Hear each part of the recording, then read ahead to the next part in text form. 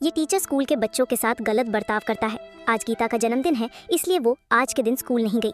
जब वासु घर आता है और अपनी बहन से स्कूल न जाने का कारण पूछता है तो गीता अजीब रिएक्ट करती है। वासु को लगता है कि शायद उसके घर लेट आने की वजह से गीता ऐसा कर रही है। फिर गीता की माँ गीता को घर के अंदर लेकर चली जाती है और वासु चौखट पर बैठा होता है। तब उसकी माँ उसे घर में बुलाती है और उसे कुछ ऐसा बताती है जिसे सुनकर वासु को बहुत ही गुस्सा आता है और वो बाहर रखी अपनी गाड़ी को निकालता है। फिर अपनी बहन को लेकर उसे उसकी स्कूल में ले जाने लगता है। स्कूल में आने के बाद गीता के हाथ पैर थर थर कांपने लगते हैं। ये देखते हुए भी वासु उसे क्लास में जाने को बोलता है। स्कूल में देर आने की वजह से जब टीचर उसे देखता है तो उसे अपने पास बुलाकर उसके हाथ पे चुनौती काटने लगता है। तब गीता के हाथ से उसके चॉकलेट नीचे गिर जाते हैं। उस आवाज़ को सुनकर वासु स्कूल में लगे घंटे को निकाल लेता है और क्लास में आकर उस घंटे से इस टीचर का हाथ खून देता है।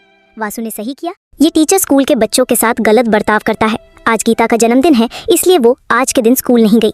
जब वासु घर आता है और अपनी बहन से स्कूल न जाने का कारण पूछता है तो गीता अजीब रिएक्ट करती है। वासु को लगता है कि शायद उसके घर लेट आने की वजह से गीता ऐसा कर रही है।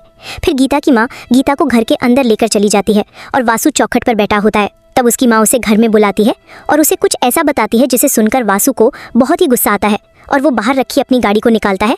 फिर अपनी बहन को लेकर उसे उसकी स्कूल में ले जाने लगता है।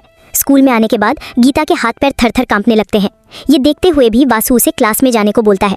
स्कूल में देर आने की वजह से जब टीचर उसे देखता है तो उसे अपने पास बुलाकर उसके हाथ पे चुनौती काटने लगता है। तब गीता के हाथ से उसके चॉकलेट नीचे गिर जाते हैं।